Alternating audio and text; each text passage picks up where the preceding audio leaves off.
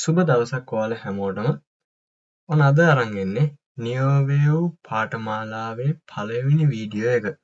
එතකොට අපේ LMS project එකත් එක්ක අපේ සයිට් එක හරහා කන්ටිනියු වෙන මේ නියෝවේව් ඉගෙන ගන්න පාඨමාලාවේ පළවෙනි වීඩියෝ එක තමයි මේ ඔයාලට අද මම ගෙනල්ලා තියෙන්නේ. හරි. එතකොට අපි ලෙසන් 1 එක තමයි අද කතා කරන්න හිතාගෙන ඉන්නේ. එතකොට ලෙසන් 1 එකේ මොනවද තියෙන්නේ ඉගෙන ගන්න. ඇත්තටම ලෙසන් 1 එකේ අපිට තියෙනවා මෙන්න මේ wave analyzing method ගැන ඔරිජින් එක ඉගෙන ගන්න. එතකොට කොහොමද wave analyze method මාකට් එකට ආවේ? මේවා කොහොමද කවුද හොයාගත්තේ? කොහොමද වැඩි දියුණු වුනේ කියන එක සම්බන්ධයෙන් තමයි අද ලෙසන් එකේ කතා කරන්න තියෙන්නේ. එතකොට මේ ගැන මීට කලින් මම වීඩියෝ එකක් YouTube එකේ දාලා තිනවා සරලවම. එතකොට ඒක බලන්න පුළුවන් ඔයාලට. අද අපේ LMS ප්‍රොජෙක්ට් එකට සමගාමීව තමයි මෙම වීඩියෝ පටය ඔයාලට ලැබෙන්නේ. එතකොට අපි දැන් යමු මෙන්න මේ ඔරිජින් එක ගැන කතා කරන්න. හරි. එතකොට මුලින්ම අපි ඔරිජින් එක ගැන කතා කරන්න ගත්තොත් එහෙම wave analyze method එකක් මුලින්ම ලෝකෙට අපිට ගේන්නේ රැල්ෆ් නෙල්සන් එලියට් මහතා තමයි අපිට wave analyzing method එකක් මුලින්ම ලෝකෙට අරගෙන එන්නේ. එතකොට රැල්ෆ් නෙල්සන් එලියට් කියන මෙයා තමා 1930 විතර මෙයා මාකට් එකේ ෆයිනෑන්ෂල් මාකට් එකේ මූව්මන්ට් අඳුරගෙන පැටර්න් කිහිපයක් මාකට් එකේ වැඩ කරනවා කියලා මෙයා අඳුරගත්තට පස්සේ මෙයා තමා අපිට පළවෙනි wave analyze method එක අරන් එන්නේ ලෝකෙට. එතකොට මේක එයා the wave principle කියලා පොතකින් අපිට ගේනවා එලියට් වේව් කන්සෙප්ට් එක ඉගෙන ගන්න පුළුවන් විදිහට. අපි ගත්තොත් එහෙම රැල්ෆ් නෙල්සන්ගේ එලියට් එක. එහෙම නැත්නම් ඔයාලා අපි හැමෝම දන්න ක්ලාසික් එලියට් වේව් එක ගත්තොත් එහෙම ප්‍රයිස් එකේ මූවමන්ට් එකත් එක්ක අපේ සයිකොලොජි එකත් එක්ක ප්‍රයිස් මූවමන්ට් එක අපේ සයිකොලොජි එකත් එක්ක එකතු වෙලා හැදිච්ච කන්සෙප්ට් එකක් තමයි මේ රැල්ෆ් නෙල්සන් එලියට්ගේ ක්ලාසික් එලියට්. එහෙම නැත්නම් wave analysis එකක් විදිහට මුලින්ම ලෝකෙට ආපු එලියට් එක හැමෝටම ඉගෙන ගන්න හම්බෙන්නේ.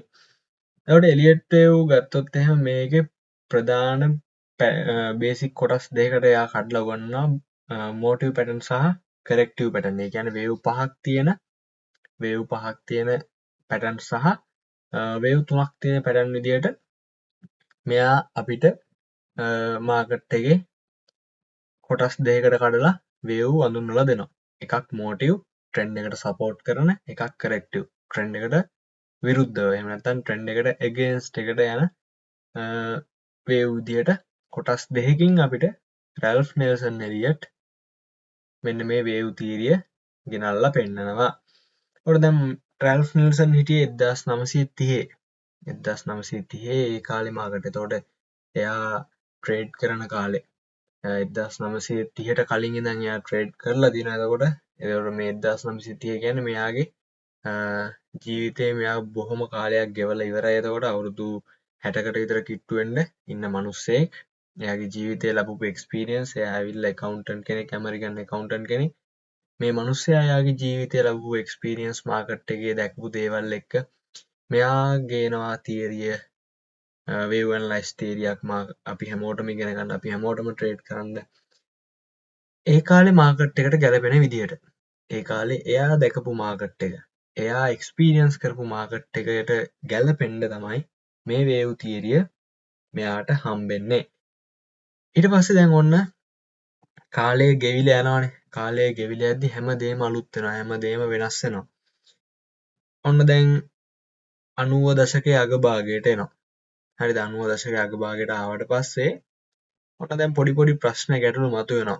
ප්‍රශ්න ගැටලු වෙන්න ගන්නවා මේ මෙතඩ් එකේ. ක්ලාසික් එලියට් එහෙම නැත්නම් රැල්ෆ් නෙල්සන්ගේ එලියට් තියරියේ පොඩි අඩුපාඩු මතුවෙන්න පටන් ගන්නවා. ට්‍රේඩර්ස්ලා ලොස් වෙන්න පටන් ගන්නවා. ගොඩක් කට්ටිය එතකොට ලොස් වෙද්දි කරන්නේ කන්සෙප්ට් මාරු කරන එක. Taman ට්‍රේඩ් කරන කන්සෙප්ට් එක මාරු කරන එක තමයි ගොඩක් කට්ටිය කරන්නේ. ඒත් එක මිනිස්සෙක් ඒ ගැන හිතලා රිසර්ච් කරලා මෙන්න මෙහෙම ග්ලේන් නීලි කියලා මිනිස්සෙක්, ග්ලේන් නීලි කියලා මේකට උත්තරයක් අරගෙන එනවා. ග්ලෙන් නීලි යාගේ ට්‍රේඩින් එක්ස්පීරියන්ස් එකත් එක්ක රිසර්ච් කරලා උත්තරයක් අරගෙන එනවා. එතකොට 1980 අවසානයේ 1980 අවසානයේ 90 දශකයේ මුල වගේ ඔන්න ග්ලෙන් නීලි පබ්ලිෂ් කරනවා එයාගේ රිසර්ච් වලින් මාස්ටරින් එලියට් වේව් කියලා එකක් පබ්ලිෂ් කරනවා. ඒකට මම දැකලා තියෙනවා ගොඩක් කට්ටිය අද වෙද්දි මොඩර්න් එලියට් අනම්මනම් කියලා උගන්වනවා. ඉතින් එහෙම දෙයක් මේකත් එක්ක සම්බන්ධ නැහැ. හරිද? එහෙම දෙයක් මේකත් එක්ක සම්බන්ධ නැහැ. එතකොට මොඩර්න් එලියට් කියලා එකක් කවුරු කොහොම හැදුවද කියන්න ඔරිජින් එකක්වත් නැහැ. ඉතින් එහෙම දෙයක් ගැන මම නම් දන්නේ නැහැ. ගොඩක් කට්ටිය අහලා තිබ්බ හින්දා කියන්නේ.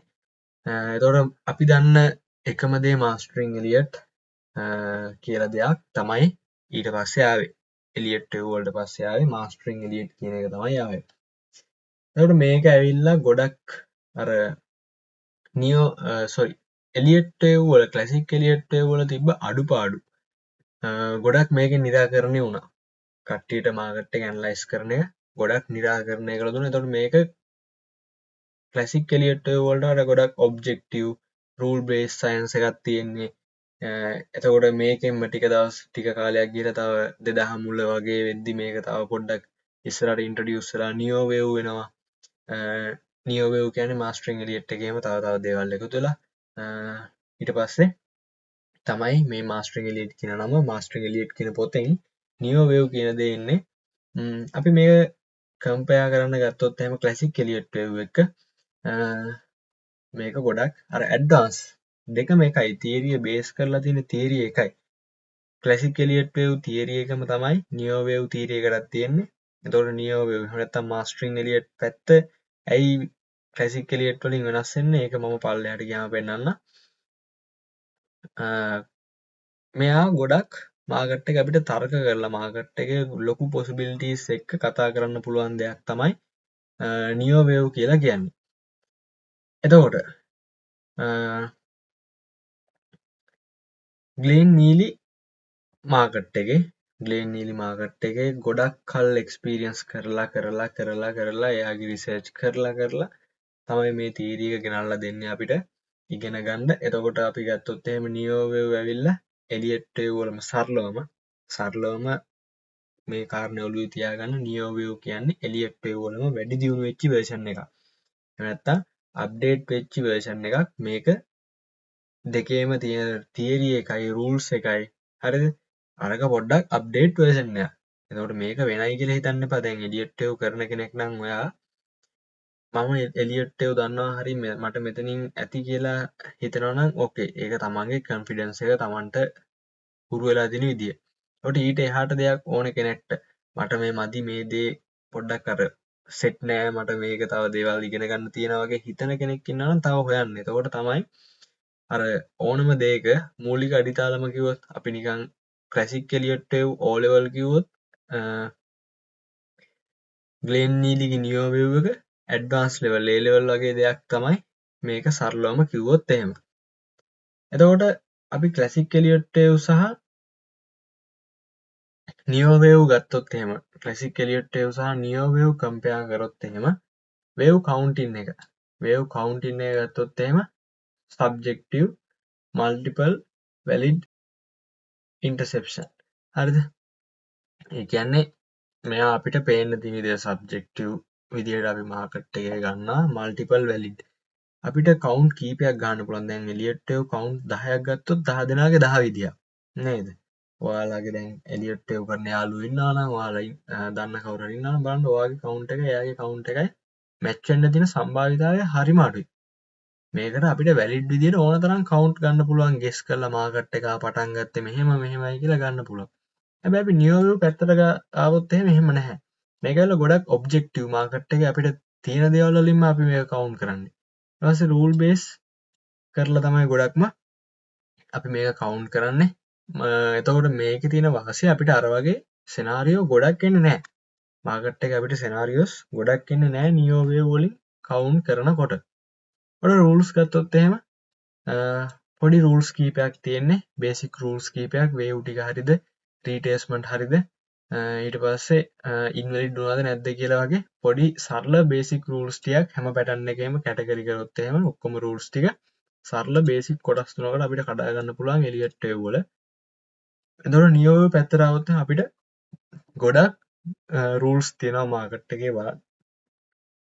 ගොඩක් රූල්ස් තියෙනවා අපිට මාකට් එකේ බලන්න නියෝ වේව් වලදී. එතකොට නියෝ වේව් වල එක රූල් එකක් බ්‍රේක් වුණොත් එහෙම පැටර්න් එකක් ඉන්වැලිඩ් කරන්නමයි බලන්නේ. එතකොට මේක පොඩ්ඩක් අර කම්ප්ලෙක්ස් එකක් විදිහට අපිට කියන්න පුළුවන්.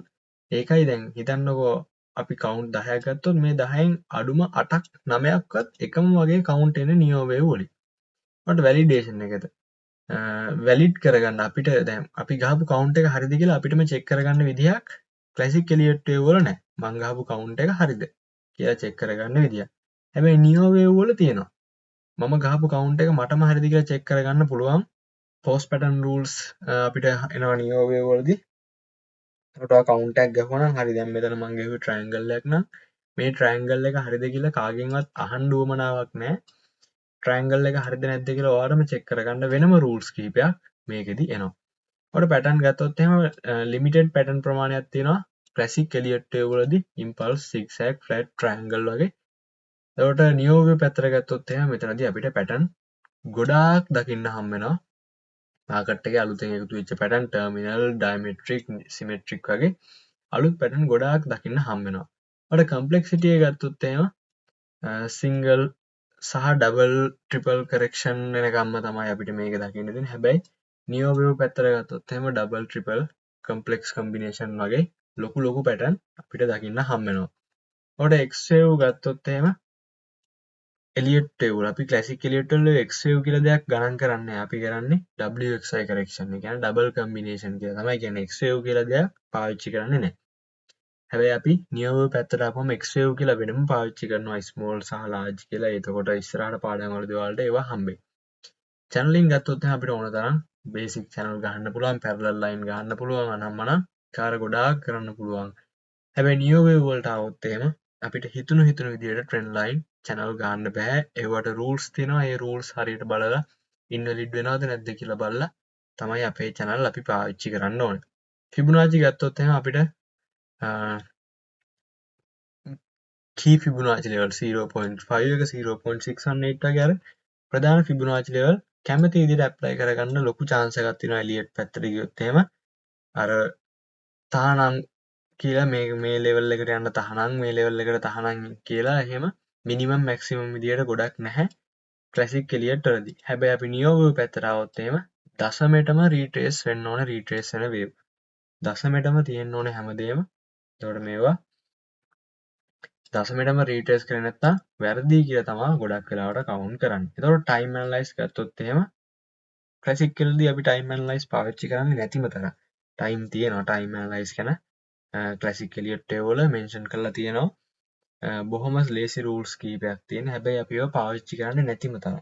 හැබැයි නියෝ වේව් පැත්තට આવොත් එහෙම සමානතාවයක් තියෙනවා රීට්‍රේස්මන්ට් වගේම Fibonacci රීට්‍රේස්මන්ට් වගේම ටයිම් වලටත් සමාන ප්ලේස් එකක් දීලා තියෙනවා නියෝ වේව් වලදී. එතකොට මේක ට්‍රේඩ් කරන්න කොච්චර අපිට පාවිච්චි කරන්න පුළුවන්ද ක්ලාසික් එලියට් වේව්. ඒක ඩිපෙන්ඩ් වෙන්නේ ඇනලයිස් ස්කිල් එකත් එක්ක. මම ගහන කවුන්ට් කොච්චර හරියට මට ගහගන්න පුළුවන්ද කියන එක ඔයාට තේරෙන දවසක් එනවානේ. මම ගහන කවුන්ට් ප්‍රමාණයක් හරියනවා. අන්න ඒත් එක්ක තමයි ඩිපෙන්ඩ් වෙන්නේ අපිට මේකෙන් කොහොමද මාකට් එකේ ඉන්න පුළුවන් කියන එක.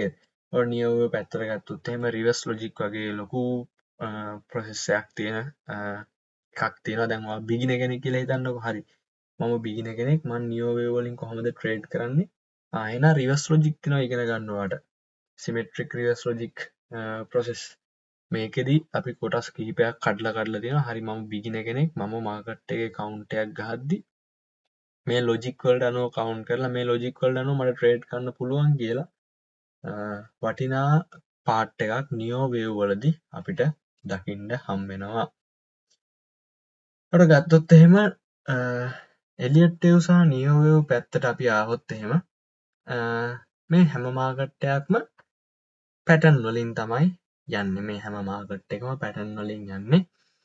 එතකොට ප්‍රයිස් මොමන්ටම් ඇවිල්ලා අර නිකන් හිතුමතේට හැදිච්ච දේවල් නෙමෙයි.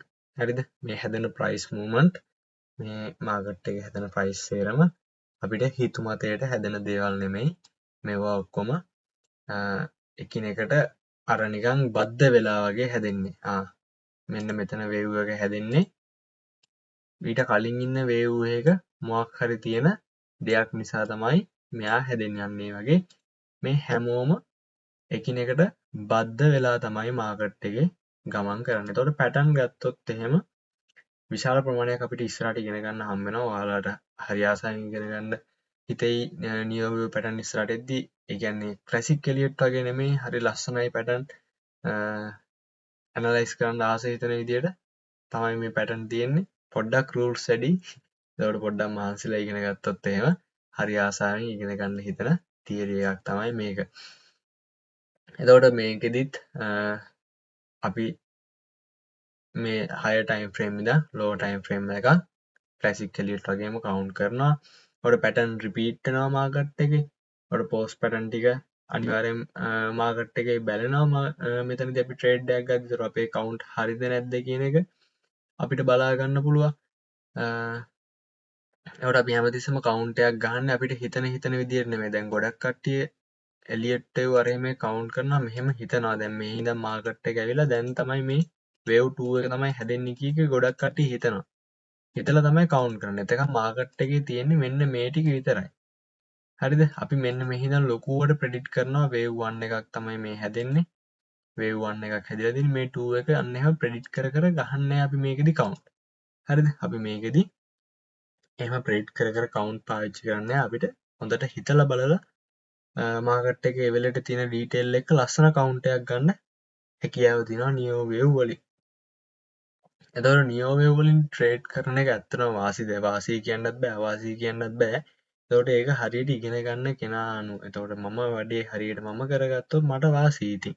නියෝ වේව් කියන දේ විතරක් නෙමෙයි හැම ට්‍රේඩින් කන්සෙප්ට් එකක්ම අච්චර වින් රේට් තියෙනවා මෙච්චර වින් රේට් තියෙනවා එහෙම නෑ.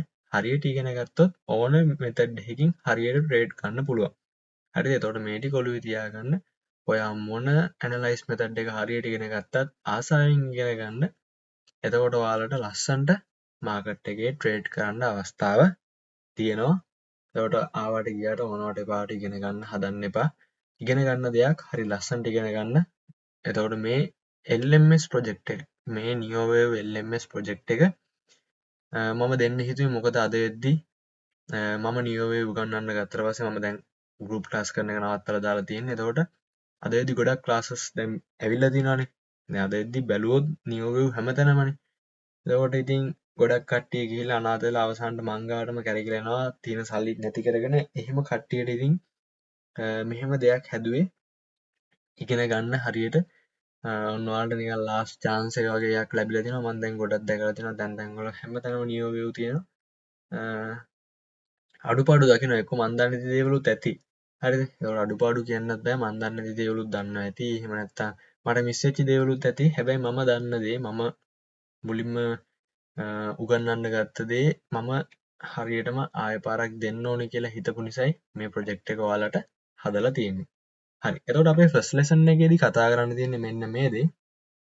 නියෝ වේව් සහ ක්ලාසික් එලියට් වේව් ගැන තමයි අපිට කතා කරන්න තියෙන්නේ. එතකොට මේක දැනගන්නවා කියන එකෙන් වැදගත්කමක් තියෙනවා. පොඩ්ඩක් විතර වැදගත්. මොකද ඇයි මම ක්ලාසික් වලින් නියෝ වලට මාරු වෙන්න ඕනේ කියලා පොඩි හරි අයිඩියා එකක් එනවනේ. එතකොට සරලවම අපි ආයේ සාරාංශ කරොත් එහෙම ක්ලාසික් එලියට් වලට වඩා නියෝ වේව් වලදී අපිට තියෙන වාසිය වෙන්නේ මෙතනදී අපි මාකට් එකේ කවුන්ට් කරන කවුන්ට් එක අපිට තනියම බලාගෙන තනියම ඇනලයිස් කරගෙන තනියම චෙක් කරලා තනියම ට්‍රේඩ් එකක් ගන්න පුළුවන්. ඒකට මම ගහපු කවුන්ට් එක හරිද කියලා චෙක් කරගන්න පුළුවන්. සිනාරියෝස් ගොඩක් ඉන්නේ. යාළුවෝ 10ක් ගත්තොත් 10 දෙනාට 10ක් ඉන්නේ. එතකොට යන්නේ මේ වගේ වාසි ගොඩක් මේකෙදි තියෙනවා. අපි මාකට් එක දිහා හැමතිස්සෙම ලොජිකලි හැමතිස්සෙම තර්ක කරලා බලන්න පුරුදු වෙනවා නියෝ වේව් කවුන්ට් කරනකොට. හරි. දැනටමත් ඔයා සයිට් එකේ සමාජිකයෙක් නම් මේ නෝට් එක තව පාරක් බලන්න. නෝට් එකේ තියෙන දේවල් අහන්න.